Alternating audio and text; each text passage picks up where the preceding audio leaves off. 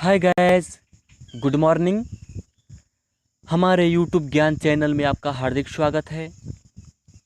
हम आपके साथ फिर से जुड़ गए हैं एक नया वीडियो लेकर। यह वीडियो यूपी बोर्ड सामान्य हिंदी क्लास 11th के कवि सूरदास जी के द्वारा रचित रचना विनय पद का है। जैसा कि आपको पता है कि सूरदास जी भक्ति काल के सगुण मार्गी काव्यधारा के अंतर्गत कृष्णाश्रयी शाखा के कवि हैं और ये अपना स्थान अष्टछाप के कवियों में भी सर्वश्रेष्ठ बना लिए हैं। सूरदास जी अपने इस विनय पद के माध्यम से अपने गुरु की महिमा, गुरु की कृपा का वर्णन करते हैं। वे कहते हैं कि जब कोई भक्त विनयपूर्वक, श्रद्धापूर्वक हमारे प्रभु को याद करता है, उनका स्मरण करता है, तो हमारे प्रभु उस भक्त पर जरूर अपनी कृपा दृष्टि बरसाते हैं। गुरु के कृपा का वर्णन सूरदास जी एक पक्षी के माध्यम से बताते हैं कि किस प्रकार से एक पक्षी प्रभु को याद करता है और प्रभु उस पक्षी पर किस प्रकार से अपनी कृपा दृष्टि बरसाते हैं। आइए हम आप देखते हैं।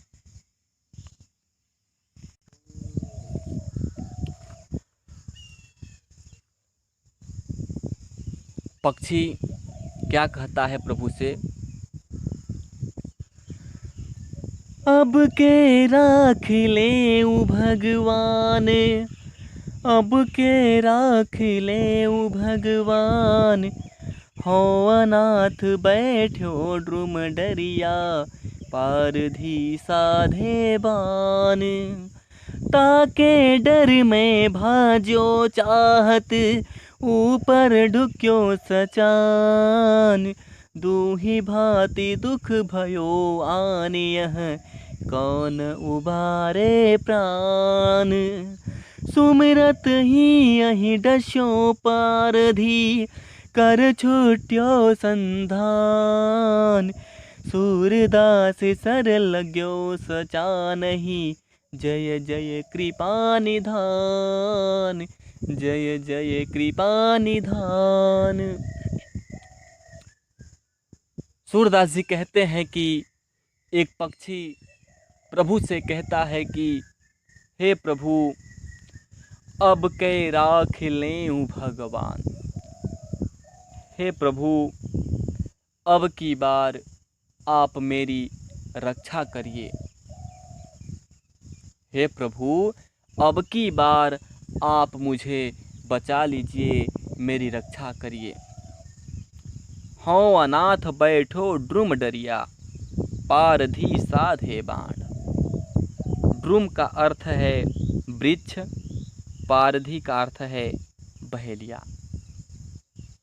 पक्षी क्या कहता है प्रभु से कि हे प्रभु, हे भगवान, अब की बार आप मेरी रक्षा करिए।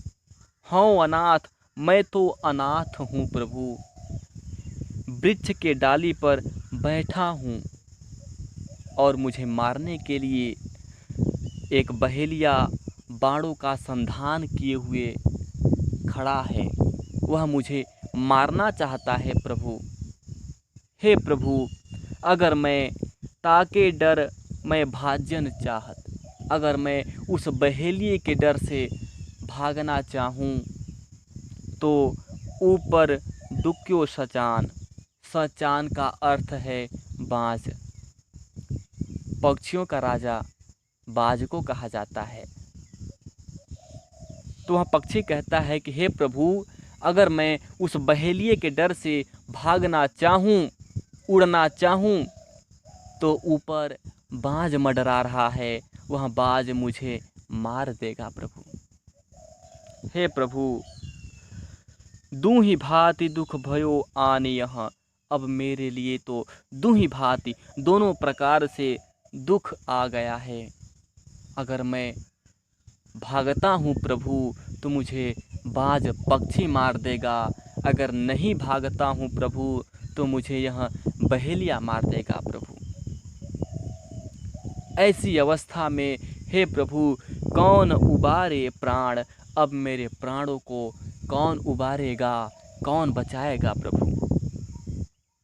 सुमिरत ही अहि डस्यो पारधी, अहि का अर्थ है सांप, अहि का अर्थ है सर्प।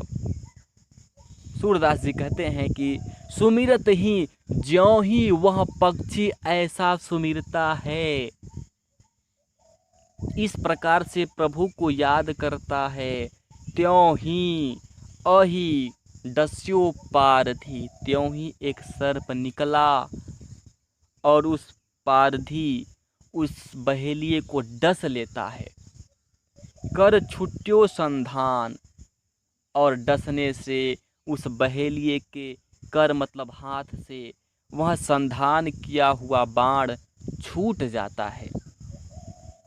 छूट करके लग्यो सचा नहीं, जा करके वह बाण उस बाज पक्षी को लग जाता है। ऐसी अवस्था में वह पक्षी बच जाता है, बहेलिया भी सर्प के काटने से मर जाता है और बाण के छूटने से वह बाज भी पक्षी मर जाता है। सूरदास जी कहते हैं जय जय कृपा निधान, आपकी कृपा जय हो, आपकी कृपा से उस पक्षी का दोनों संकट टल गया और उस पक्षी की जान बच गई। इस प्रकार से सूरदास जी अपने प्रभु के कृपा को बताए हैं। आइए पद नंबर 2 को शुरू करते हैं। सूरदास जी अपने प्रभु परमात्मा से कहते हैं कि हे प्रभु, मेरो मन अनंत कहाँ सुख पावे, जैसे उड़ी जहाज को पक्षी फिर जहाज पर आवे। कमल नैन को छाड़ी महात्म और देव को ध्यावे, परम गंग को छाड़ी पियासो दुर्मति कूप खनावे। जिहि मधुकर अंबुज रस चाख्यो, क्यों करील फल भावे। सूरदास प्रभु काम धेनु तजी, छेरी कौन दुहावे। सूरदास जी कहते हैं कि हे प्रभु, मेरो मन अनंत कहाँ सुख पावे।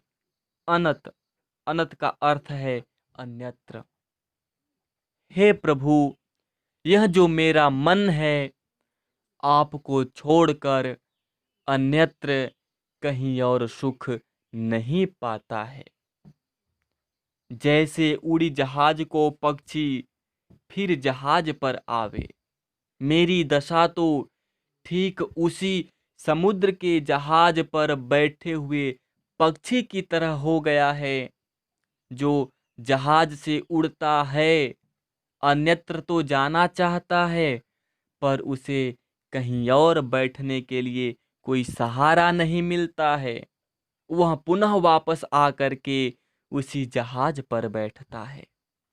अर्थात कहने का आशय यह है कि जिस प्रकार से समुद्र के जहाज पर बैठा हुआ पक्षी उड़ करके अन्यत्र तो जाना चाहता है पर उसे कहीं जमीन दिखाई नहीं देता है, बैठने के लिए कोई और सहारा नहीं दिखाई देता है, चारों तरफ जल ही जल दिखाई देता है, वह पुनः वापस आकर के उसी जहाज पर बैठ जाता है। हे प्रभु, मेरी दशा तो ठीक उसी पक्षी की तरह हो गया है, जो बार बार अन्यत्र तो जाना चाहता है पर उसे कहीं और सुख प्राप्त नहीं होता। हे प्रभु, कमल नयन को छाड़ी महात्म और देव को ध्यावे। जो महात्म, जो महात्मन कमल के समान नेत्र वाले प्रभु को छोड़कर किसी और देवता का ध्यान रखता है, किसी और देव को स्मरण करता है, तो वह व्यक्ति ठीक उसी व्यक्ति के समान होता है, उसी मूर्ख व्यक्ति के समान होता है जो प्यास लगने पर पवित्र गंगा के जल को छोड़कर कुआं खुदवाने का कार्य करता है। भला है प्रभु, जिह मधुकर अंबुज रस चाख्यो। जो मधुकर अर्थात भौरा, जो भक्त रूपी भौरा अंबुज रस कमल रूपी अर्थात भक्ति रूपी रस का पान कर लिया है, चख लिया है, भला वह कड़वे फल को क्यों पसंद करेगा।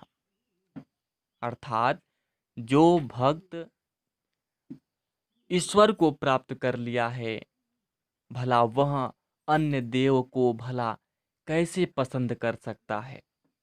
सूरदास जी कहते हैं कि हे प्रभु, कामधेनु तजी, सभी कामनाओं को प्रदान करने वाली, सभी इच्छाओं को देने वाली कामधेनु गाय के दूध को छोड़कर भला कौन ऐसा मूर्ख व्यक्ति है जो छेरी के दूध को दुहवाने का कार्य करेगा, बकरी के दूध को दुहवाने का कार्य करेगा।